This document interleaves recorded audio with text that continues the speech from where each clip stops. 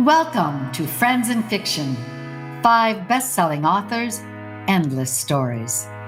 Friends in Fiction is a podcast with 5 best-selling novelists whose common love of reading, writing, and independent bookstores bound them together. With chats, author interviews, and fascinating insider talk about publishing and writing, these friends discuss the books they've written, the books they're reading now, and the art of storytelling. If you love books and you're curious about the writing world, you're in the right place. Best-selling novelists Mary Kay Andrews, Kristen Harmel, Christy Woodson Harvey, Patty Callahan Henry, and Mary Alice Monroe are 5 longtime friends with more than 80 published books to their credit. At the start of the pandemic, they got together for a virtual happy hour to talk about their books, their favorite bookstores, writing, reading, and publishing in this new uncharted territory. They're still talking, and they've added fascinating discussions with other best-selling novelists. So join them live on their Friends and Fiction Facebook group page every Wednesday at 7 p.m. Eastern, or listen and view later at your leisure. Hi, everybody, and welcome to Friends and Fiction, our weekly Facebook Live show featuring author chats in support of independent bookstores. Our community of readers here on Friends and Fiction has grown to more than 16,000 members. How is that possible? And we could not be happier to welcome you here tonight. So let's get started. I'm Kristen Harmel, and my latest book is The Book of Lost Names. I'm Christy Woodson Harvey, and my latest book is Feels Like Falling. I'm Patty Callahan Henry, and my latest book is Becoming Mrs. Lewis. Hi, I'm Mary Alice Monroe, and my latest book is On Ocean Boulevard. And I'm Mary Kay Andrews, and my latest book is Hello Summer. And this is Friends and Fiction. We are so glad you're here. So tonight, as you can see, we have a new face among us, another wonderful special guest and a true friend to all of us. I am so happy to introduce all of you to Kristina McMorris, the New York Times bestselling author of 5 novels, including Sold on a Monday, which has now sold more than 600,000 copies. Prior to her writing career, Kristina was a PR director and a host of weekly TV shows, starting with an Emmy award-winning program when she was just, you guys get this, 9 years old. She also owned a wedding and event planning company, and so I'm assuming there's basically nothing she can't do, and she'll be running for president maybe in 2024. Will we be watching you at an early convention in 2024? I'll vote for you.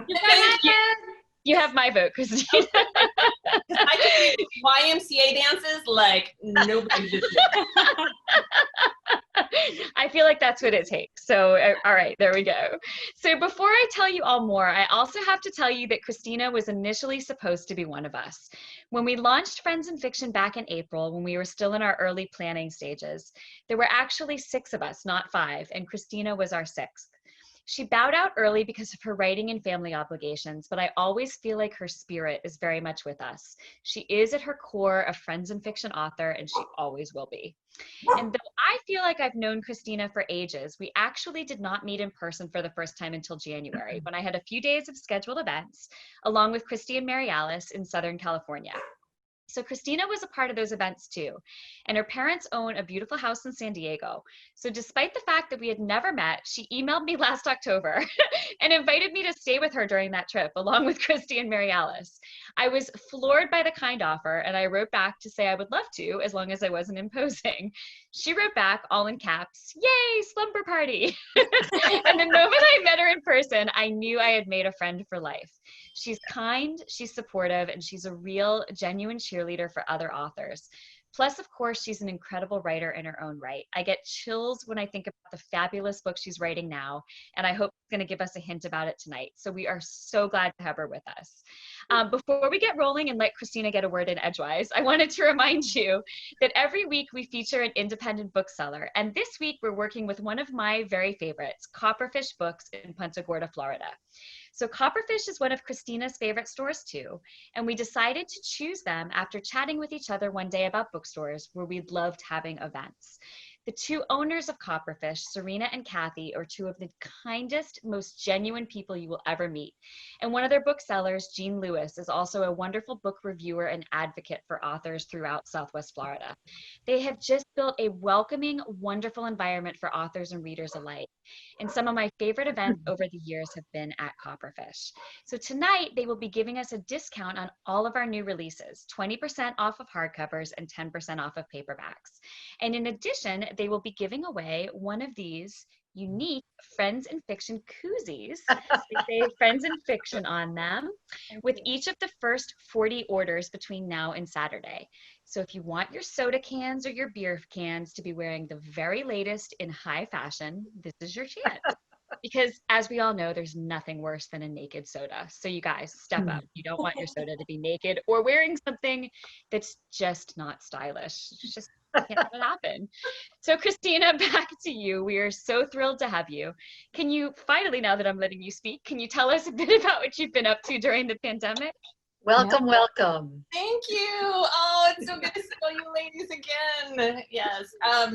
Yeah, I thought, oh my gosh, it was, as they know, it was so hard to decide. I wanted to be part of this group so much. And then I was hitting the overwhelmed wall, as you all know, and deadline and children. And now, so what we've been busy doing is surviving. Yes. And trying to figure out, what's going on with school, of course, is kind of the big thing. So the kids are, so it kind of took up a week of time just recently, and the kids are now doing all ready to go for an online charter school that just seems fantastic. So I think we're all set there, which is good news. So other than that, just, trying to get some words in on the new book every day. It's, as we all know, it's a bit of a slog when, it feels like the world is burning. I'm in Portland, so yeah. Really? Oh, yes. The world is burning. Doing that, and then kind of catching some fun binge shows every once in a while as I'm, working out and try to decompress and find something fun to do. So that's been pretty much it. Well, cool. Yeah, every time I sit down to do yoga or work out in some way, not sit down, but try to work out, something else always seems to come up. So I'm having trouble with that. Every time I sit down to work out, I end up turning on the TV. It's so weird. It's so weird. So I've just been doing my wine lifts. I feel like that is probably excellent arms because of that. Yeah. Unless you switch arms every once in a while, you just don't. I do. I can do it with both. Yeah, equally well. Kristina, did you have to join a completely different school to do the online curriculum? We did, yeah. So we joined Oregon Charter School, and they have been doing that's all they do is online. So it's fantastic. Oh, I haven't heard that. That's interesting. It's been good, yeah, and it's all included, with tuition and everything else. It's the same, and made it so we can transition back. We hope next year. We hope. Perfect. Oh, that's good. Well, so usually this is the point where I would say, hey, everyone, tell me about your week. But I have something that I think would be a little bit more interesting to talk about, and that really outs us as sort of total dorks, at least myself. I will take that on my own shoulders. So I thought that tonight, maybe Kristina, Christy, and Mary Alice might like to tell the story of how we formed a fictional girl band. I mean, called Mary Alice and the Christies, but I think we could make an exception for Patty and Mary Kay if they were willing to change their names, as Christy was saying. And obviously we have the best names. So, I don't want to judge because you have the wrong names to begin with, but whatever. So maybe we'll have a vote at the end and see if we can, get you in there. But Christy, do you want to start off by telling us a little bit about Mary Alice and the Christies? Well, I was just going to say, Mary Kay and Patty have both changed their names for books before. Yeah. Not a big deal. So why not? Why not? But we hate coming from behind with a demerit already on the record. I'm going to change my name to Kristen Hannah. Is that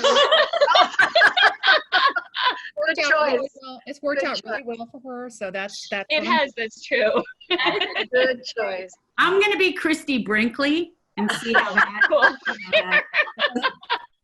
You're back. All right, we're done.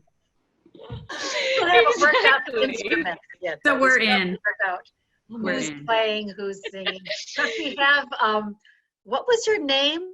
you have a special name, Kristen. For your Mystica. For me, yes. Mystica. Mystica. So this all came, I believe, from something I brought up at a luncheon back in that January thing we were talking about, where I was saying that my childhood aspiration for a brief period was to be a pop singer, and my pop singer name was going to be Mystica. So from that sprung this just fantastic girl band. So you guys quickly tell the story, because I think it's funny how we came up with it. Well, I think I don't remember how the name came together, because obviously you guys there was Christy, Kristina, and Kristen. So I was the oddball. So Mary Alice and the Christies just happened. But I think when we ever take this group on tour, we all have to kind of be like, move over, Stephen King. We can form our own band. We can do this too. Exactly. Except we can't sing, we're playing instruments. So. Well, and teeny tiny details. Come on. Kristen can write songs, because when we got home, she wrote a song, a single, Yes. Alice and the Christies, incorporating all of our book titles. I believe it's on the Friends and Fiction Facebook page, correct? I did put it up there today. Did Yeah, you? It's Yay, I'm so glad. It's really It's a good it's not song. me. It's not me singing it though. I actually hired somebody to sing it, but it does have our latest book titles hidden in the lyrics. Not very cleverly hidden, but just hidden. I was very impressed when you did that. So that was our launch song. I've already said that Patty and Mary Kay can be our go-go dancers. So then they don't, it's kind of like the Studio 54 thing. We'll bring it back and they get their own blocks, and you don't even have to change your names. And I'll give you tambourines if you're fair. good enough with the dance. I can do the triangle. Okay. Triangle. No. And- That's not a real and so- story. Triangles are dirty. No. What? No, that's like a wind chime. Like what? The tambourine. Like, is there The tambourine, I was so sad when I found out that was my instrument. And then Christy said, didn't you say I have the Mine. tambourine? It's like, Oh yeah, that's my thing. No, Like, that's all her of it. instrument, Christina. So I guess I'm on the keyboard.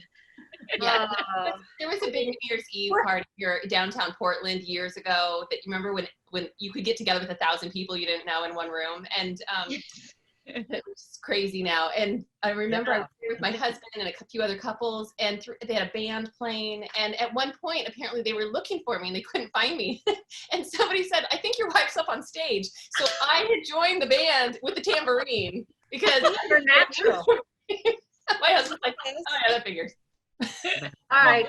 When you take our tour, girls, we're gonna work this out. Mary There's Alice, going to be a musical element, exactly. you're the only one that has musical talent. Like, you can't play the tambourine. We can do it.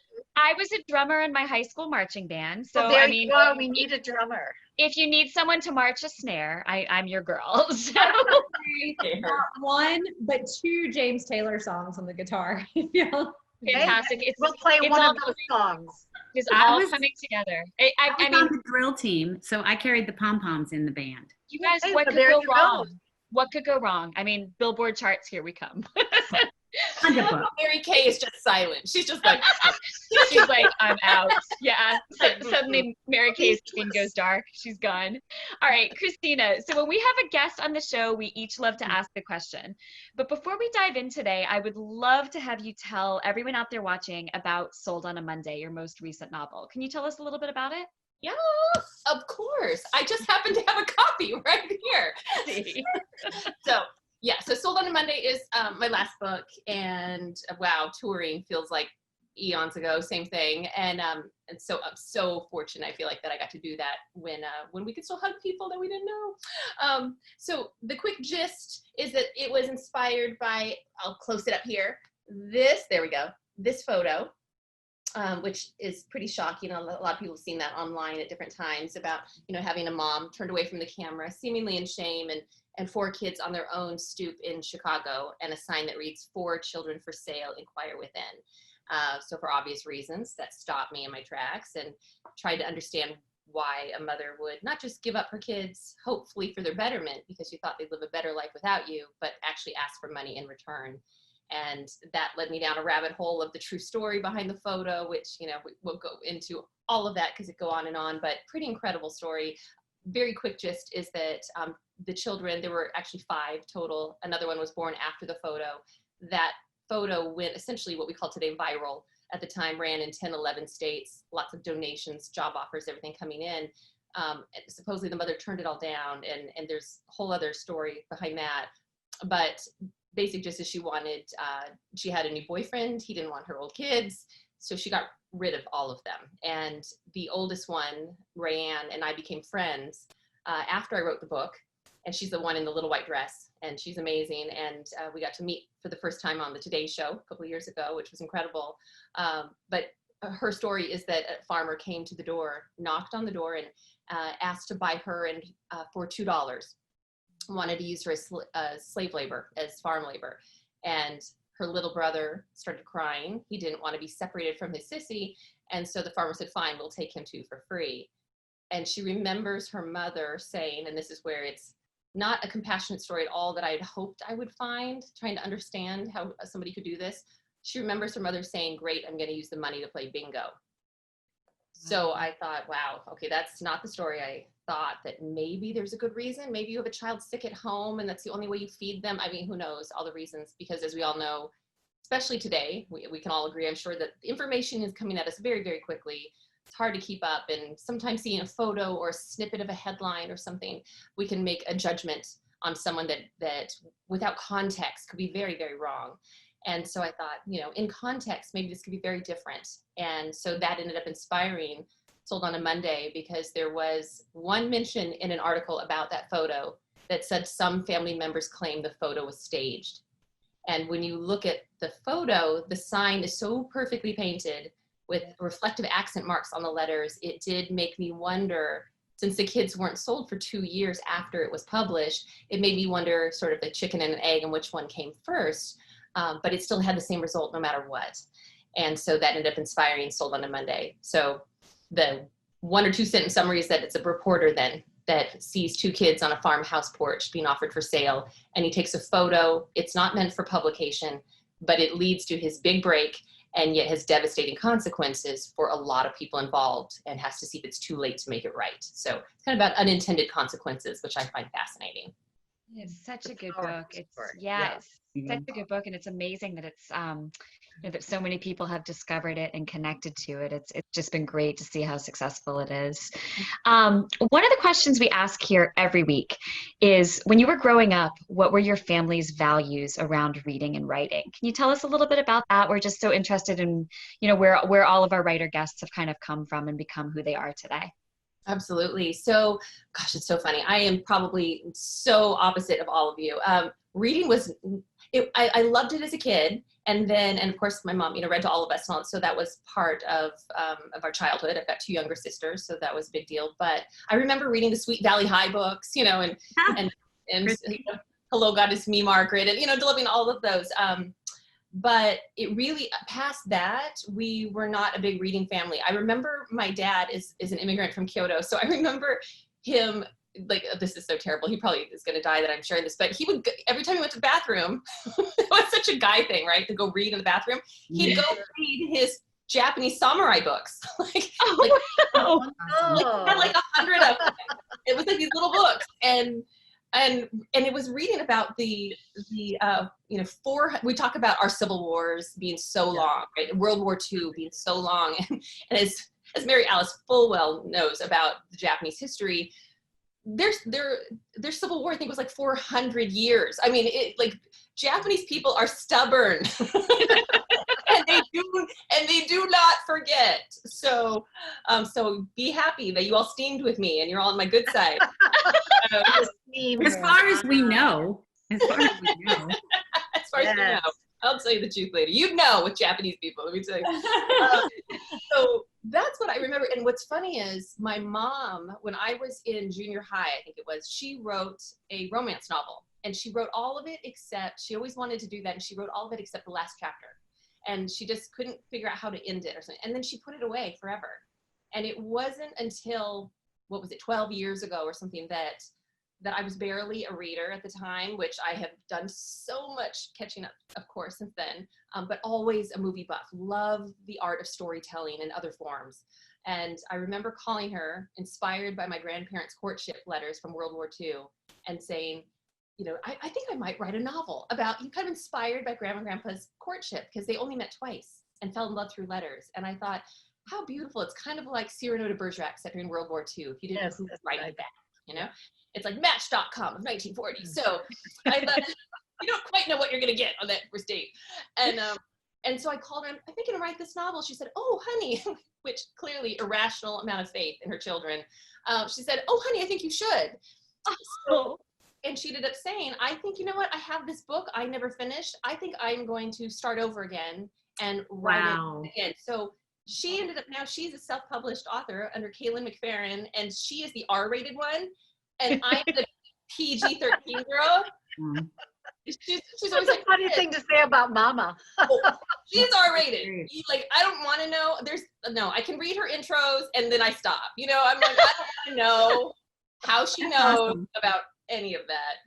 And she'll lecture me and go, Chris, this is I love your book, but you always want them, it's 1940s. She's like, you always want them to kiss, fade to black, smoke a cigarette. And I go, what's wrong with that? She goes, but you're missing all the good stuff.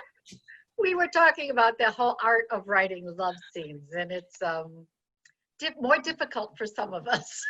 Yeah, it's very true. It's difficult for all of us. It's true. And your mom is awesome.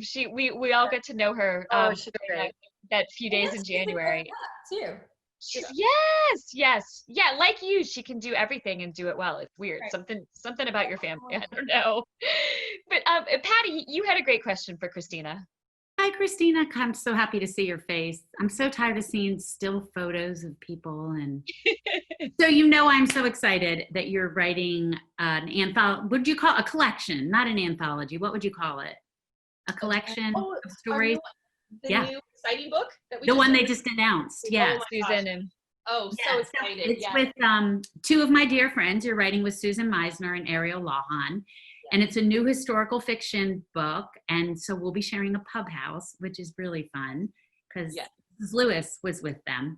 But as an ex-nurse, I don't know if you're ever an ex-nurse. Are you an ex-nurse? As a nurse who used to have a license and no longer does, I'm fascinated by the premise. So I want you to tell all of us about, number one, about the story, not too much because I know it's far away, but how you feel about working with 3 people collaborating. Now, the 5 of us collaborate on this show, but that's way different than writing a story together. I mean, trying to juggle 3 people, I can just this much juggle my own life. So I want to hear about it. We are so excited, and you were so helpful because right away Ariel reached out to Patty and said, Patty, what do you think? And she said, oh my gosh, they're wonderful. And the publisher had reached out to us and asked if the 3 of us would write a book together. And the funny thing is, I call them those books, I've done a similar one before, an anthology with 10 authors total, including some of the people you've had on the show, like Kristen Hanna and whatnot.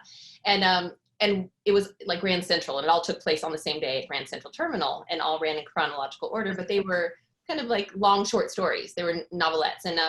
And this time, so I thought, oh, this is fun. And again, it's kind of like Ocean's 11, is what I call them. It's like you get to work with your friends and they pay you, So it's all about how we get dolled up for the premiere, who cares about the story? So in this case, it was 3 of us, which is much more manageable than herding cats of 10. And we immediately said yes, of course, and had to figure out they wanted historical, but we weren't. But really left it open-ended for us. And so they had said we love World War II, of course, because, everybody loves World War II, and so do we. And so we ended up coming across, this idea. I think Susan found it first, and then Ariel immediately found a documentary. It all came together, our entire story, within 2 days. Wow. Oh my gosh. It was like as soon as we said yes to it and watched a 20-minute documentary, all of a sudden I took notes. It took me like an hour and a half because I kept stopping it, rewinding it, and trying to catch what he's saying. And immediately I said, oh my gosh, there's 3 kinds of nurses here. There's Army nurse, Navy nurse, and the Filipina nurses. And so it made sense. And so what it is it's called, as of now, it's called Band of Angels, which I always start singing, like, what is it? Sweet Chariot in my head, the Band of Angels. and what they are, of course, is that the nurses in World War II were called angels. That's what the soldiers nicknamed them because they were so incredible. And what they went through in the Philippines the day after Pearl Harbor's attack, of course, you don't hear much about that being December 7th. December 8th, they started attacking the Philippines and had sort of that same thing. And there were so many Americans that were stationed there, including nurses, just like how we think of Pearl Harbor. So what happened during the occupation and the battles and everything else is what we're covering. And the stories are just incredible. It like gives us chills when we hear about what they went through. And there's not many people that know much about what it is they endured. They were incredibly brave and they all survived. It's miraculous that they all survived. And so, yeah, so how we're writing it is different than Grand Central in that we are writing it as a novel, but it's sort of hybrid between an anthology and a novel in that we each have our section, but all of our characters are in every section. So, but the point of view changes and we essentially hand off the baton. So it's kind of like a Pony Express, and the next person takes it and sort of takes the two of the three characters and does those two, and then the next person takes it with solo, but then joins back with all three. So we had our summary done within a week. It just flowed. It was so exciting. That's amazing. I'm really excited about it. I'm excited about the subject. I'm excited that it's the three of you. I'm really excited about it. I haven't since I heard about it. So that's Yay, we already sold one book. I'm so excited. There we go. Well, you'll probably get a free copy. So I know. I was like, I don't think she said she was buying it. I don't know. No, I'm just kidding. So true. She's like, wow, I was excited. Sent me a galley, you know. What did we buy? Free. I have to get a galley. So you're actually essentially 5 free books down. So you get it sold from here. Right. I'll just email you all, okay? I'm not even paying for postage at this point. Oh, that sounds wonderful. Christy, did you want to ask your question? you know what? If it's okay, I'm going to go last because she sort of covered the question I was planning to ask already, but I have a million questions I could ask, but I don't know what these two lovelies are going to ask, so I'll go last. All right. Okay, perfect. Mary Kay, do you want to go next? Yeah. Aside from being an incredible writer, I understand that you have a background in television. Can you tell us how you got started as a television host at the age of 9? And, if this gig doesn't work out, will you go back to TV? Oh my gosh. So I will say that, okay, this is great. So just like writing, it was not something I planned on. Not at 3 years old, I did not sit there in my high chair going, I really want to be on television. What happened was my mom, which you will all laugh at now, of course, is that my mom thought I was too shy. Clearly, I have gotten over that problem. And now she's regretting it all, I'm sure. So what happened was she thought, well, I'll put her in one of those 6-week modeling acting classes. Do you remember those that were really popular, like the 80s? Yes. And so for 2 hours every Saturday for 6 weeks, 12 hours total, you get a certificate that says, yay, I'm ready for Hollywood. That's all it takes. Yeah.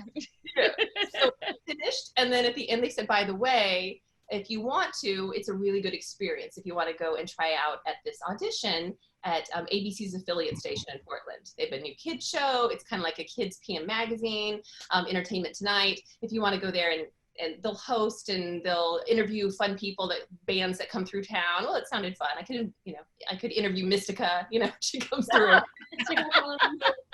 So I said, yes, of course. We thought, good experience. So I showed up there, and the funny thing is, they paired me up with this little boy, like 9 years old, who clearly he had like hundreds of auditions in his very short life. He was not happy about being paired with a newbie. So I remember he asked, how many auditions have you had? I said, this is my first. And he's like, oh no. So we go in, we're supposed to run into the studio and jump on our chairs, and we're supposed to read the teleprompter. And I'm supposed to say, hi, I'm so sorry we're late. I'm Kristina. Welcome to Popcorn, because that's the name of the show. So they cue us, we run, and I jump on my chair, which they have not told us are on rollers. So I fly. It's like broadcast news. Like I fly one way, my chair flies the other. The boy's horrified, right? down to my chair and I deliver my lines through my laughter. And when we left, I remember my mom saying, "So, how did it go?" I was like, I'll tell you in the car. Get out of here. Get out of here. Oh my gosh. I'm like, hurry, run to the car. And producer runs out and introduces herself and thought it was hilarious. And somehow she ended up, I got the job. So I hosted that show for 6 years from 9 to 15 and grew up literally in a news station, which is why, of course, the reporter's point of view for Sold on a Monday resonated with me because I thought I knew what that news station was like. I remember being friends growing up with, the weatherman who would let me take the special pen and move the clouds around. That's a big that was quite a childhood experience. Your memoir is going to be very interesting. Right. Yeah, no kidding. Oh, that's awesome. Mary Alice, do you want to ask your question? Sure. Well, you told us about your collaboration, which I am just all amazement about with Susan and Ariel. I understand how to do anthologies, but to write with someone throughout the novel is an experience I've never had. But I'm really curious about what your next Kristina McMorris novel is, because Sold on a Monday was so successful. And the question is, what are you doing next? But also, when you have a book as successful as your last one, does it give you that pause about, what can I do next? Or do you just ignore it and zip right in? So tell us about your next book. I should be asking all of you that because all your books are successful.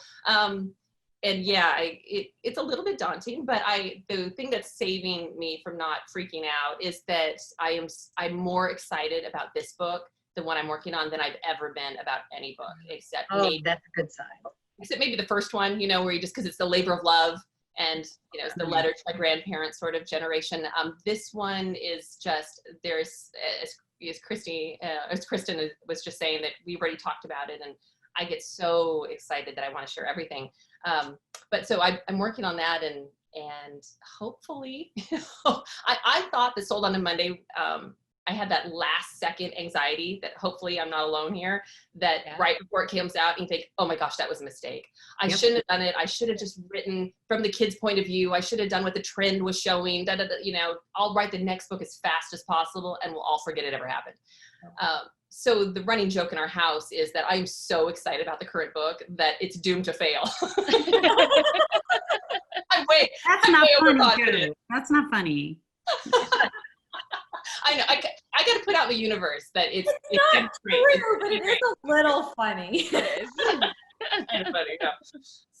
Yeah. So I'm working on that, and also, and what I'll tell you about that one, the only thing I can say right now, but I cannot wait to hear more. It's supposed to come out next August, if like we said, if the world doesn't burn down, is that I found this nugget of history from World War II that I always say I wouldn't write the same era again unless I find something that I've never seen before.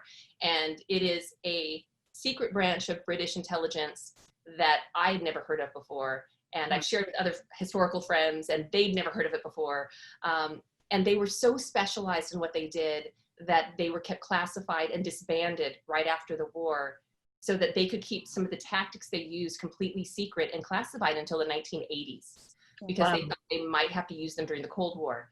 So some of the tactics they used are things that you all grew up with as children and you have no idea, and you're still using them and you have no idea they used them the way they did. So, do you dangle that? I totally dangled that. That is you just put out the fishing rod and reel it in. Yeah, whoa. Yeah, that's it. So, and this is when I go and subscribe down below. No, hit pre-order. So that's it. And then also my sister, which Mary Alice, I showed you like the PDF as we were driving to an event in February. You were so sweet to look through this picture book. My sister and I did, Amanda Yoshida, who's an amazing artist. And we paired up and decided to do children's picture books together, something we've talked about doing for years. And we sold 2 books. And so hopefully that will come out, someday. I think next year, but we'll see how it goes with the world. My darling, we have similar schedules because we both have a novel. I have an anthology, you have your collaboration, and a children's book all coming out next year. Oh my gosh. We'll have to call each other and see if we're still alive by the end of the year. I was going to say, you don't really have anything on your plates, you guys. Step it up. Come on. Stop being so lazy. This is why we don't sleep. Oh Yeah. man. Yeah. This is Christy, why I'm do you- behind. Right, exactly. Christy, do you want to ask your question now? Yes, Did you and come I'll up with ask a really quick one. Okay. I was going to ask you about, your family and what inspired you to start writing, which you covered a little bit. I love the story about your grandparents, but I'm always interested in this. If you weren't writing, what do you think you would be doing as a career? Oh goodness. Oh, so, before this, I loved what I did before I started writing, which was event planning. And I know that is so down my alley. Forgetting that. Yeah.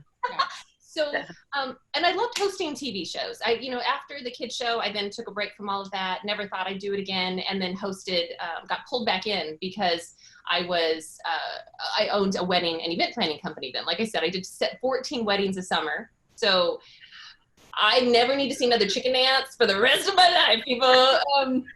It was quite an experience. You just go, I could write. And the joke was sitting there with the vendors who I became good friends with, and we'd sit there and go, we really should write a book. We should say all the things that go wrong, but then how you do them right. So you'd have these funny anecdotes. And that was the running joke that someday I would write this book, which maybe it should be a novel, at some point. Yeah, So I'd like to read that one. I think it'd be hysterical. oh, people, the stories we will Zoom later and I will tell you the story. So that'll be the after hours. Yeah, you have to pay. People have to pay for that one. Listen, that right. I'd probably do that again. I love doing event planning, not weddings as much.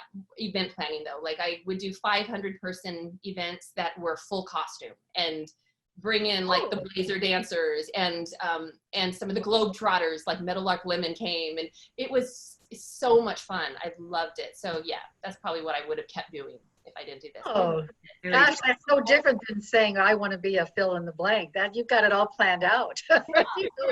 That's awesome. It was so fun. I get to be home, with the kids, and that is not something you get. Your weekends are gone, every Thursday through Sunday, and it is long hours. It's just set up and clean up. So it's been wonderful to be home with the kids at their age and to be home every day when they come home from school. It's great. Yeah. So I assume then when we take Mary Alice and the Christies out on the road, you'll be the one planning our tour and like coordinating our 2 go-go dancers and everything. No, Yep. I used to be a dancer. I'm gonna coordinate their dance. Excellent.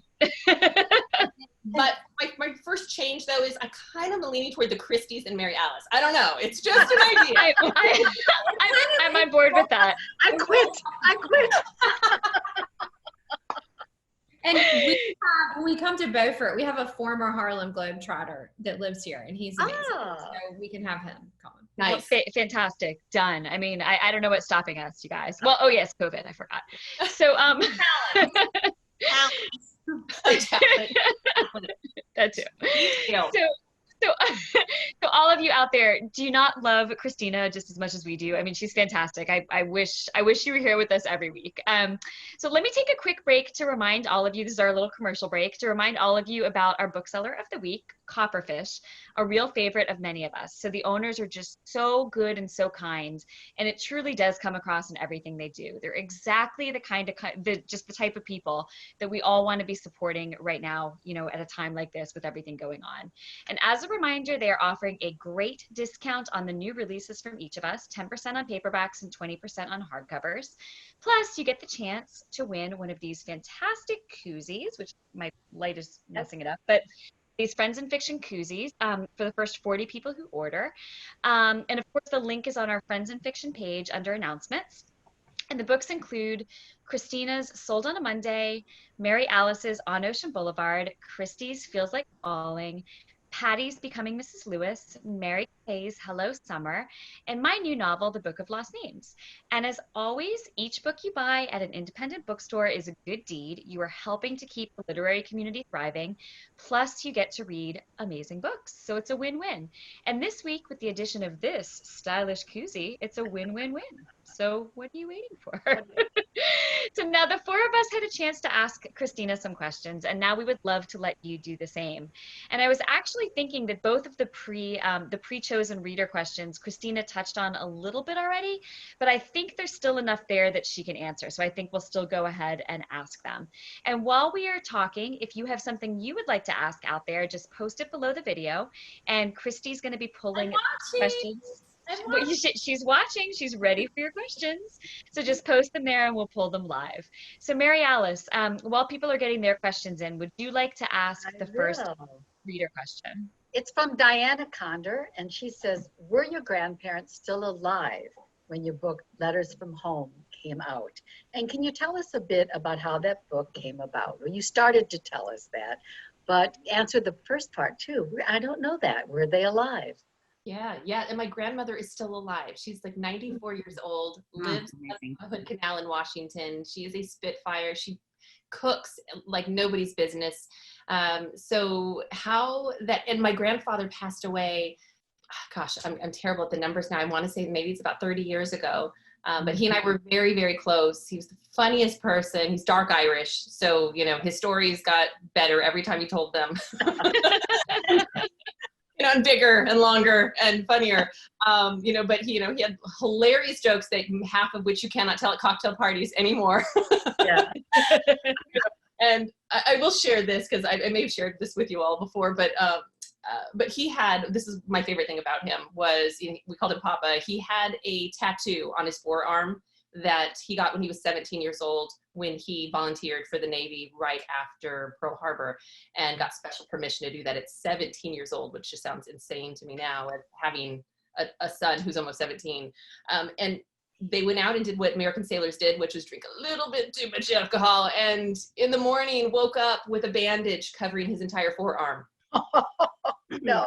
Which is not from an injury, it is from a tattoo that you don't know what is under the gauze. So he didn't know. Imagine the terror as you're taking it off going, oh Lord. And luckily she was clothed. Good.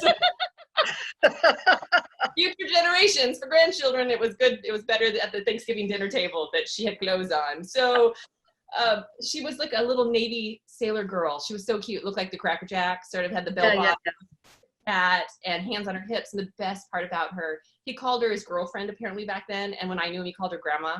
And so when he moved his knuckles, he could make her wiggle and dance. Always wanted to see that. It's like, yeah, this is not, by the way, an encouragement. Children, do not do this. Don't follow any of this story. Cautionary. That's a great answer. Perfect answer. Yeah, did that. And when I call him, because it was an old tattoo at that point, I'd say, Papa, how's grandma doing? And his answer was always the same. He said, well, her boobs are drooping, but she can still dance. So that is how that book came about. And as far as, sharing the letters, because I was creating a self-published, at Kinko's, cookbook full of my grandma's favorite recipes. Mm-hmm. And it was a Christmas present for the grandkids, and threw a biographical section about her life in it and interviewed her. And that's how the letters came about. That's how we even knew she had them. That's when we asked Grandma, why didn't you share this before? And of course, her answer, as they all are, the greatest generation, was, well, nobody ever asked. So, of course, so kind of fed that into the story, and thinking it'd make a really good movie. I always tell people it was like The Notebook meets Saving Private Ryan, And then I was hormonal with my second child and pregnant. And I'm like, if I'm creating life, a book didn't seem that hard. So, why not? So stupid. But luckily, I'm so glad I was that blissfully ignorant. So that's how it came to be. Oh, great answer. Amazing. What a great story. Oh, that's amazing. Mary Kay, did you want to ask the next reader question? Yeah, Anissa Joy Armstrong is excited that you're going to write children's books with your sister. And she wants to know what the books will be about and when they'll be published. So we are waiting for because of pandemic craziness, waiting for dates. But the first one's almost completely done. I've done my work. I love, oh my goodness, you guys, to be an author of a children's picture book when you can edit the whole thing in 20 minutes. Like, done. Copy edits come. You're like, I have 5 minutes. I can bust through those copy edits. That's amazing. Yeah. And you hand it over to the illustrator, and you're like, good luck to you. That's right. Is your sister the illustrator? What's that? Is your sister the illustrator? She is. Yeah, she's amazing. Her name's Amanda Yoshida, and she almost worked at DreamWorks, but then decided she was in final interviews and everything else. So she's that good, and but she really wanted to be back in Portland. She was they were settling down with the family and wanted to be closer to home than down in LA. So Wow. we get to have her close by, and she's been dreaming of doing this since she was, I want to say 2 or 3 years old. Wow. They would ask, what do you want to be when you grow up? And I remember everybody's answer at 3 years old was, I want to be a princess, I want to be this, I want to be a Wonder Woman. And she was like, I want to be a children's book illustrator. Wow. Oh, That's single-minded. Can you give us a hint about what the first book is about? Yeah, so the first one, oh my gosh, I'm so excited about both of them, but I can say the first one right now is called, oh gosh, what is it now? My brain is so pandemic fried. It's If Ellie Mae Could Be Anything. And essentially it is about this little girl who has anxiety about trying to pick what she wants, making choices. Right. Which I still have that. So Yeah. hopefully will help me along. And so she has to pick what she wants to be when she grows up for school. We all know that assignment very well. But the twist of the story is that because she can't choose, she does mashups. So she will end up deciding that the moon is made of cheese, is what she's heard. So why not be, instead of just a chef, she's going to be the very first astronaut chef, because all these aliens have fly-throughs, and what are they going to eat for dinner? So she creates all these mashup careers and puts them all together, and it's so cute and fun, and the illustrations are fantastic. It's Awesome. there. yeah, I can't wait for it. That sounds so great. And how cool that you're doing something so different and making it such a family thing. That's so cool. Christy, did you have a chance to pull a couple reader questions? Absolutely. The first one, I love this. I think this is sort of for all of us. From Heidi Jean Engel. Have you ever been drawn to a story that you just couldn't write? So Kristina, do you want to? Wow. Ooh. You're gonna make me answer that first. That's Already been the guest, Kristina. You're not the host anymore, my friend. I mean, You're at our mercy. You are the moderator. You're like, what if you answer first? this is not popcorn. I mean, So that's a really good, all the questions that we've all been asked, I have never been asked that before. I know that's a me great neither. one. Yeah, that is a great question. Yeah, I'll be prepared next time. I will say, yeah, absolutely. I think that I've come across story ideas that were historical that I think, oh my gosh, this could be such a good story, but it didn't feel big enough for a novel. So I think that's where I could write it as a short story. That was one where, like in Grand Central, I wrote about the female pilots, the WASP of World War II, and their stories were incredible, what they did, and it got so little recognition but I didn't at the time. I'm sure if I had enough other elements, I could make into a novel, but at the time I felt like, this is perfect for maybe a smaller story. But but I held off for quite some time because I didn't know that would be a full novel. And even my current one, the story ideas I was drawn to for the one I'm working on with British intelligence, I had those ideas in my files for probably 8 years. Wow. I just didn't put them together. I didn't think that each one of them alone was a novel. And suddenly one night I realized they were all one book. And all of a sudden I had like almost a whole novel in my head by the end of the night. So that's one thing that I think that I could speak to, and I'm sure there's other ideas I've come across. Yeah. Anytime that I click on the clickbait that says 50 the most shocking historical photos you have never seen. Like, if I have lots of stories, then I go, yeah, but it can't be a full novel yet. So yes. Patty, what about you?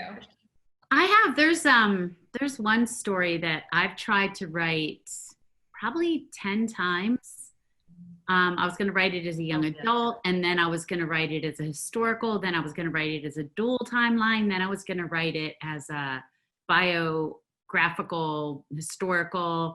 I've picked it up, put it down, picked it up, put it down. And at the present moment, I'm in the put it down phase. So, yeah, but also like you, Kristina, for example, the Florence Nightingale, I researched her for about a year. When I was in London, I visited the Florence Nightingale Museum and decided instead that what I wanted to do with it, even though you could write a trilogy about her, was that I wanted to write a novella about her. So it's a Audible original. So that it's not out till this fall, but yeah, there's certain stories you look at side eye, then you face them head on, then you turn away again, and then you face them head on, and then you turn away again. So Well, I remember there was a book that I wanted to, it was when I was writing Sweetgrass, and we've been studying about the Gullah women and that traditional art, that's a Southern art of making the baskets. And I really, really wanted to tell the story from the viewpoint of the sewer, the basket weaver herself. And this was, my gosh, 8 years ago or something. But I really felt at that time, what I think is a big topic in the literary world right now, that this story should be told by a Gullah woman herself, or a woman from that history. And so I still told the story, Sweetgrass, but it was a completely different novel. But just taking that rich tradition, that's 300 years from slavery to today, that should be written by someone from that culture, I always felt. And I wanted to write it, but I just felt I couldn't, you know? Yeah. Mary Kay, what about you? You know, I have had ideas to do stories that were a little bit too close and too autobiographical, and I back away from that. It's like, when everyone else is dead, then I'll tell that story. Then I've had an idea, Patty and I batted around a few times, to do another romantic comedy, which I've done some romantic comedy like Hissy Fit and Save the Date. Kind of wondering if I should go back in that direction. So I've had a little idea noodling around in my head, and it's sort of a modern day take on Annie Mae. Wow. So, Interesting. I don't know if I'll ever do it, but I love that idea. Yeah. How about you, Christy? Oh, yeah, I wouldn't say that I can't write it. I'm just not going to write it yet. Yeah. It's going to be a while. But there was a story that sort of came to me. It was so strange. I was at this big dinner party one night, and I was like at one end of the table, and Will was like way at the other end of the table. And it was one of those great dinner parties where like everyone's talking, and someone told this story, and it was about this woman who's kind of a hero of mine, and he is he's probably in his late 80s, and he had met her, and he was telling me this story about her, and it was just a lightning strike for me, like, oh my gosh. And my husband looked at me from the end of the table, and he was like, that's a sign, like, you have to write that story. And I thought, oh, I'm sure people have written this, and no one had. And I called the library at UNC the next day, and they were like, oh yeah, we have 800 of her personal letters if you would like us to help you make some copies. And I was like, oh my gosh. So it's one of the things I would love to do, but I don't think this is the moment in my life to really devote that kind of time, because as you know, who write historical novels, I mean, that is a tremendous kind of undertaking that I don't feel really prepared for. But I hope that no one writes it in the meantime. Every now and then I'll call and I'll be like, who's checked out those letters? It's true, you do. Sure. I checked every file folder when I was writing about Joy. Who checked it out? What are their names? And I'll Why be find out? gloves, and I'll just go look at them, and I'll be like, somebody else signed this folder out. And they're like, it's Yeah. just us. We're reorganizing. Oh my gosh. This is such a future like thriller story right here. I was just thinking that. Like, I'm thinking like you find out all The these murders murders, and the what's novels. connecting them? They've all checked out books of stories that Patty Keller Henry was going to write about. That's amazing. And obviously the guy at the dinner party. Yeah, exactly. Obviously the guy at the dinner party has to go, because heaven forbid he mentioned it to somebody else and give them the same idea. Exactly. And that little old lady who checked out the letters, gotta go. Gotta go. Too bad. Exactly. We're ruthless around here. fall down the stairs. You know, like. Exactly. Unfortunate. So, Kristina, I mean, we can plot the forthcoming deaths later, but for now, on every Friends in Fiction episode, we try to give a writing tip for all the aspiring writers out there. So tonight we thought that they might want to hear those words of wisdom from you. Do you have a short tip for people thinking about trying to write a novel? Don't do it. And certainly don't do it by trying to access Christy's letters, because that's just a recipe for disaster. I'm watching you. Run away while you can. Yeah, so no, oh my gosh, besides wine, always is helpful. So I thought about it when you asked me if I was going to do a tip, and I thought, oh, you know, especially during the tour, I was talking to a lot of high schools and colleges and writing students, and I know we all have our favorite tips to give, and one of the ones that I thought, you know, that maybe isn't talked about a lot that I thought I'd mention, and I did a little printout. I'm so prepared. And I'll explain this, and I'll tell you. So what it is have you all taken like a workshop at one point from Michael Haig, who does like the 3-act structure, right? He's wonderful. His book, yeah. Right, and he used to go to conferences, writer conferences and whatnot, and he kind of teaches how to take the movie structure and turn it into how to apply it to novels. And it was fascinating because I'm such a movie buff. And he would talk about, so what I'll share is one of the tips that I loved that stuck with me was, he said, if you watch a movie, the first 5 minutes, almost always they will establish something about the character, the main character, to root for. And it doesn't even mean you have to like them, but they said, put them in some kind of small or big conflict, even if it's tiny, that shows you who they are, because of course, as we all know, the character comes out their traits, right, when they're in conflict. Mm-hmm. And so when you watch a movie in the first 5 minutes, I found that fascinating. That immediately they show you something that reveals a character trait that we can root for, and that endears us to them in some way. It doesn't have to be likable. And I thought that was really interesting. And so when I teach the kids, and what's my favorite tips, some of the traits are like being smart, funny, witty, compassionate, and also exceptionally skilled. I thought that was interesting. Just if you show like a Steve Jobs, somebody who's just really smart and good at their job, and not necessarily the most likable, it's how they portray it in the movies. Powerful, courageous, moral, and I love this one, undeserving of an injustice, because that's something so universal that we can all relate to that. We all at some point in our lives have felt that we had been treated unfairly, that we didn't get what we deserved, or we got something negative that we didn't deserve. And I thought that is so fascinating. So the way that I teach it when I talk to the kids is to think of the Avengers. Yeah. That's awesome. They basically represent anything like that. So the way that how skilled they are, how funny they are, and you've got like the Hulk, right, who destroys things. It was really like pretty horrible in a lot of ways. You couldn't control him, but he was funny and strong. And so we kind of admire that and cheer for even some of the villains like Loki or something. We don't want him to die, even though he's terrible, because he's funny. And so I thought that was really interesting, and I've tried to apply that to all my stories now. That's great. Great tip. That's a great idea. Thank you. And also, Michael Haig's book is really good for any young writers out there. Cool. So ladies, we are running super short on time, so we want to try to get through the last little bit of this pretty quickly. But Patty and Mary Kay, I know you both had a book you wanted to recommend tonight. You want to give us a quick recommendation? Yeah. Patty, yeah. I've got a debut novel. It's by Kim Powers, The Rules for Being Dead. And it's based on a piece he wrote about his mother's death when he was quite young, and he was told that his mother died of a brain aneurysm, and later he came to find out through stories, he came to believe maybe it was suicide, maybe his father killed his mother. So he turned it into a novel, and it's Rules for Being Dead, Kim Powers. Ooh, fascinating. That sounds great. This Patty, is a novel coming out next week called The Unraveling of Cassidy Holmes. And one of my favorite novels last year was Daisy Jones and the Six. So this is very much in the vein of Daisy Jones and the Six. It's, like I said, debut, and it probes the dark side of fame for a pop star who ends her own life. And it's told from multiple perspectives, and it's kind of a behind the scenes look, just like Daisy Jones was, of the pop scene and the music scene. And it is by Alyssa L. Sloan, and it's a debut. So I'm really excited for that book. It sounds interesting. Thank you for the great recommendation. Patty, while we have you, do you want to tell us a little bit about next week? You're going to be hosting next week. Well, you have me, as if I'm going anywhere. Bye, I'm done. Tap out. Peace out.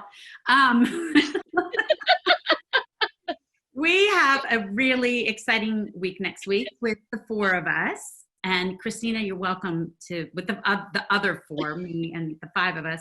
And you can come back. Get eliminated. I know. I mean, the other 4 and the 5 of us. I know we celebrate our successes on here, but that might give everyone the impression that we don't have any failures when we do every day, and we struggle. And I just thought it might be really interesting next week to talk a bit about writing and staying in the arena, and perseverance and doubt and failure, because we celebrate our successes here and cheer them, but I thought we'd talk about that. And then we have an exciting addition to tell you about, because we're going to start doing once a month something called Behind the Book bonus episode. So next Sunday, not in 3 days, but the following one, we will have Rachel McMillan, who is an author, an avid reader, and also an agent. She wears all those hats better than I wear my one hat. And her new book, London Restoration, came out yesterday. It's like your book, Kristen, climbing the charts in Canada. She's a Canadian author. And so you'll love meeting her. So that's what we got coming up next week. Oh, that sounds fantastic. I'm so excited for that. That's going to be wonderful. Mary Alice, do you want to tell us quickly what the book club's up to this month? Yes, well, we have a Friends in Fiction book club, everybody, and it's really wonderful. And I think we have over 2,000 members already. So I hope more of you will come and join. And on September 14th, they're going to be discussing my book, and I'm very excited, On Ocean Boulevard. So you have time to read the book, which I hope you will, and we'll talk about it and discuss it. And it's a really wonderful program. And I thank the people who organize it. So we will post it up on our Friends in Fiction page. And that's the Friends in Fiction book club. So please join us. Absolutely. Thanks, Mary Alice. Mary Kay, do you want to give us an idea of how our fall schedule is shaping up? It's amazing, amazing. We've got Etop Drum on September 2nd, and then Emily Giffen, our friend, on September 9th, and our friend Signe Pike on September 16th, and Kathy Reichs on September 30th. And we're also, as we mentioned earlier, we'll be doing a few bonus episodes on Sundays this fall. So stay tuned for news about those. And we're going to be posting the full fall schedule soon. And you all are going to be so excited. So watch out for that in our newsletter on friendsinfiction.com. I love the newsletter. I think that we're getting interviews with all of us and little tidbits and the calendar. It's turned out really well. It's great. Sign up. Absolutely. Sign up for it. Absolutely. And Christy, do you want to give us one more reminder about the bookstore of the week? Absolutely. So big shout out to Kathy and Serena at Copperfish Books. We absolutely love them. If you go to our Friends in Fiction Facebook group page right now, you'll find the link for their Friends in Fiction sale page, which includes 20% off hardcovers, 10% off paperbacks. Plus, you'll get a super cool Friends in Fiction koozie. Mine didn't come in today, so I can't hold them up. I can show mine. Well, we'll just I do can a hardly wait. So Patty and Kristen are a little bit braggy, but it's fine. Like, don't worry with their koozies. But if you're one of the first 40 to place an order, you'll get one of those koozies. No code required. Just click the link. Perfect. Thank you guys so much. What a wonderful night. Kristina, it was so nice to have you with us, and we hope you'll come back soon. I know you're totally one of us, and obviously, I mean, just from, look, we've gone over an hour. It's just because it was so much fun talking to you. So to all of you out there, please do join us on the Friends in Fiction page to ask us your questions and interact with other readers. And please also join us next week when Patty will be hosting that episode she mentioned that features the 5 of us. These are the episodes where you get to really pick our brains and get to know us better. So we hope you'll join us again. So thank you again, Kristina, and to all of you out there, thank you for spending some time with us tonight. We are Friends in Fiction, and that's a wrap. Good night. Sayonara, Kristina. Thank you, Kristina. So fun. Bye. Bye. Oh, you guys, how great was she? I love her. That was Just so love fun. her. Right, ladies, She always has some little tidbit to add, something really, a little surprise or a joke or something to keep things. She's just fabulous. She is, and I'm sorry I let that go so long. I know that was my responsibility to kind of keep it down, but it was just such a good, the No. conversation just went, and it was wonderful. So I mean, when it's on a roll, you let it roll. that's true, exactly. Well, she's just such a good storyteller. Yes. You know, Yeah. some people take a question and talk for a second, and she's one of those artistic people who can take a question and turn it into a story. Yeah, it's amazing. Go off in any direction. Like the story, I can visualize that tattoo.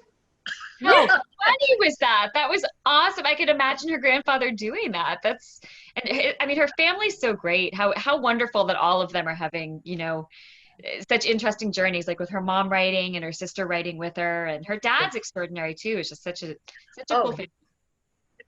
I mean, meeting them was a real treat. Yeah, So it really going was. back somehow, our Friends in Fiction tour has to include San Diego. San Diego for sure.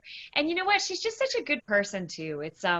It's just such a pleasure to be in the company of someone truly good and decent, you know? I I feel that about you all, so I just Oh, want I you do too. I feel that about you. Exactly. So on the flip side, last week we had Karen Slaughter on, and that was the episode the Washington Post took a I know screenshot of the wrong picture. and put it in for those of you who haven't noticed yet, we were in the Washington Post today about what's happening with You were, I wasn't. I wasn't right. there. Your internet wasn't Sorry, working. Kristen and I were.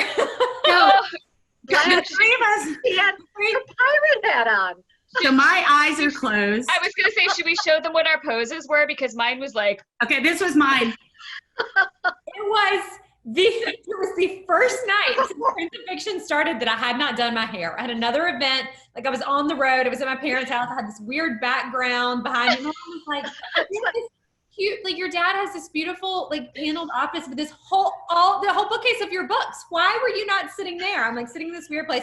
My hair is all weird. I'm like, My eyes are closed, and Karen Slaughter's sitting in a pirate The hat. pirate hat. I mean, and really. it didn't include Mary Alice or Kathy. So it No, was like, I mean, of all the pictures, they had to pick that one as the Well, I know. defining picture. we were in the Washington Post, so that was which Whatever, was great. right. My favorite part though was that it said courtesy of Friends in Fiction. Like we had picked that photo out. I know. All right. Like we had sent it to them. that's kind of a loose term there. Exactly. Courtesy. Hey, let's sue. Let's sue. No, it was But a great to be reprint, featured. a It was just like, of course that happened to us. Like we were in the Washington Post, but of course We're it in the featured all of us Washington looking Post like lunatics. and today.com this Yep. week. That's true. That's Oh true. my It's been a God. week. And that was because of you. It was a jammin' week that was because Julie Pinnell, really. Because she Yeah, Julie Pinnell. That's right. Yeah. It was a jammin' week for Friends in Fiction. Yeah. It's been a busy week. And we've all been writing. Like we're still doing it. That's true. So I'm a I little weary. It's catching up Exactly. to me. I'm tired. Me too. I'm But I tired. think the moral of this story is everyone out there who's joining us, who's a part of this, you guys are just on the right train. We're clearly going places. We may look super weird as we're getting there. We may not be the most professional, but we're going places. We're trying. Anyway. Oh my gosh. Come On on. that All happy right. note, good night, Love everybody. you guys. All right. Good night. care. Have a great night. Thanks, Good guys. night. I love Bye. y'all. Love you too. Bye-bye. Night.